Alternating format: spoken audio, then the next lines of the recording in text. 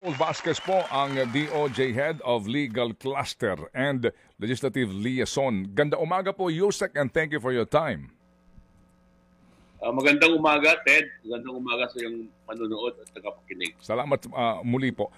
Yusek, nakapanayan po namin si Secretary Junvic Remulla ng DILG. Sabi niya, bahala na ang DOJ dito sa, hindi ko maunawaan kung pag-amienda ba, amendment o pagpapalakas sa kaso o maaari pong reinvestigation ba dito po sa kaso nga ni Police Master Sergeant Rodolfo Mayo et al.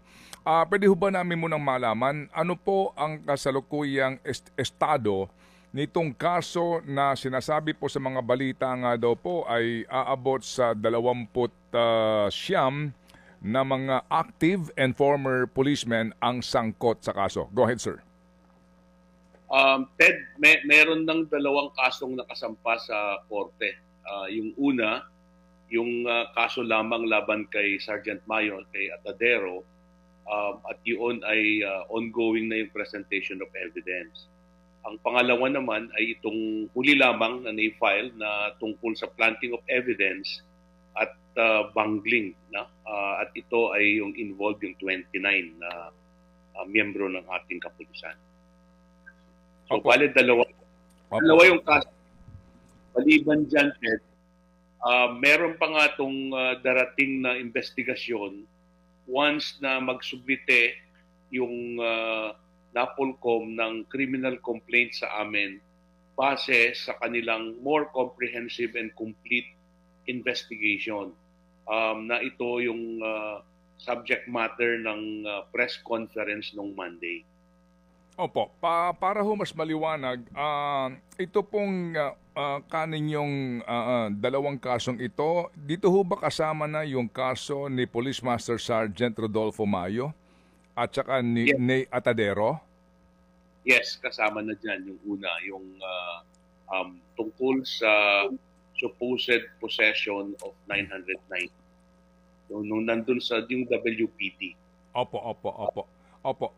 Sir, ito pong si Master Sergeant, ngayon po i-dismiss na ito no, sa serbisyo, Rodolfo Mayo, saan po ibinase yung kanyang kaso? Yun ho kasi po, as we all know now, hindi ho ba, no, maliwanag na stage nga yung ginawa nilang sinasabing umano'y bust dito kay Mayo kasi nga hawak na pala ito ng mga pulis a day before, pinalabas po nila na ito'y nahuli nung Oktubre 9.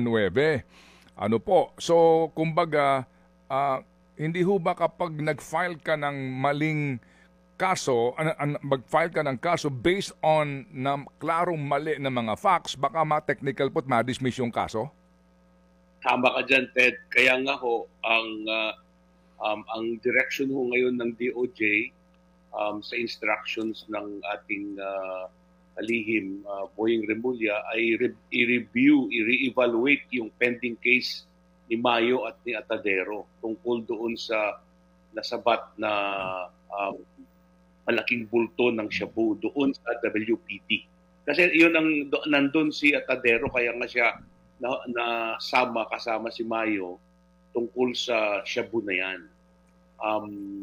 Yun ho yung basehan nun. Kasi kung kapag attend kayo doon sa press conference ng doon sa nung Monday, nilahad po ng NAPOLCOM yung more comprehensive, complete, supported by CCTV footages at iba pang additional pieces of evidence gaya ng mga affidavits mismo. Yung result congressional hearing sa bagay na to, pinagsama-sama nila lahat yan at yun ang hinihintay namin dahil ito na yung maglalagay sa tamang perspektibo kung ano yung tunay na kasong ilalahad natin, isasampa natin. Kaya tama ka na kung susundan mo yung dokumentong ginamit dun sa kaso ni Atadero at saka ni Mayo na pending ngayon, medyo tagilid nga dahil yung compliance ng Section 21, yung sinabi mong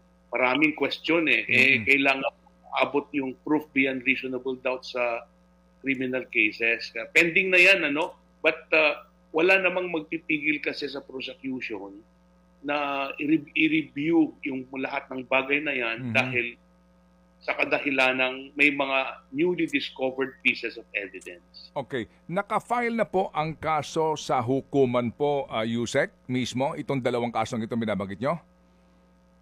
Yes. Yung Okay. isa, prosecution na, presentation of evidence na yung kaso ni Mayo at saka ni Atadero, pending sa Manila RTC. Okay, sige po.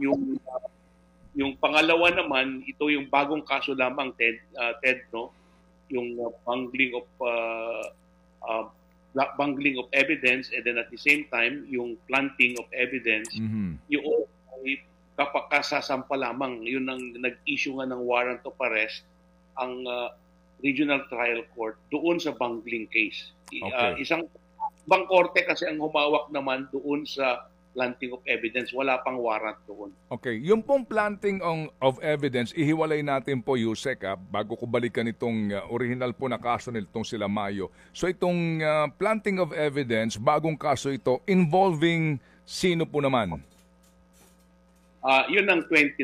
Kasama na yan yung binanggit mo na mga personalities. Okay, sige po. So ito pong separate case ni Mayo, dalawa lang sila ni Atadero? Tama, dalawa lamang sila. Okay. Yun po bang pangalawang kaso na planting of evidence, yung facts noon, yung mga ebidensya noon ay matibay at wala na kayong idadagdag pa? Basically, klaro na po iyon? Wala na po tayo magiging technicality doon kung sakasakali? Good question. Kasi ang DOJ, kami ay umaakto lamang, Ted, base sa mga pieces of evidence na binabato o sinusubite ng law enforcement agencies. So yun ang limitasyon yan. Kaya nga meron tayong case build-up na nga sa kasalukuyan yan. At ang kagandahan nito, sa kadahilan ng meron ng dadating pa na mas komprehensibong report ng NAPOLCOM at hinihintay namin yung formal criminal charge nila para yun ho yung mag-umpisa ng proseso ng case build-up nitong panibagong comprehensive report na to, ay yan ay pagkakataon ng DOJ na aralin o sigin ng mainam yung mga lahat ng pieces of evidence para titignan at tignan kung pwede bang yan ay pagsama-samahin yung tinatawag natin na i-join mo lahat-lahat yung mga kaso, consolidation, or kung pwedeng magkaroon ka ng anggulong iba. Kasi nga, yung mga kasong final ay individual liabilities lamang. Tao, mga kung anong ginawa mo, kung ano yung pagkakamali mo, ano yung negligence mo, etc. Kung ano man yan. Ang tinutumbok ngayong anggulo ay yung conspiracy. Kasi nga, if we have to consider the volume, the sheer volume, it's unimaginable talaga. Ang estimated volume kasi ng stash of shabu doon sa WPD ayon sa report ng NAPOLCOM, itong last report natin ay around 1.5 tons of which the bulk of it na account na, pero may around 300 kilos ang hindi. So malaki pa din. Kaya nga yung 990 plus yung naibalik nila na ayon sa report na 42 kilos, lahat po yan ay bulto noong dinestroy yung kasi yan ang patakaran sa batas eh. Pag may nahuli kang mag-iwan ka lamang ng representative sample sufficient in amount and volume for you to prosecute the case. Ang para ma-avoid natin yung leakage at ang posibilidad na yan ay babalik sa general public at magkaroon lalo ng problema sa ating mga kababayan, ang nangyari na sinunog na yan, yung kadamihan yan. Destroyed na. Yung nga po, as provided for by the Comprehensive Dangerous Drugs Act, di ba? Yung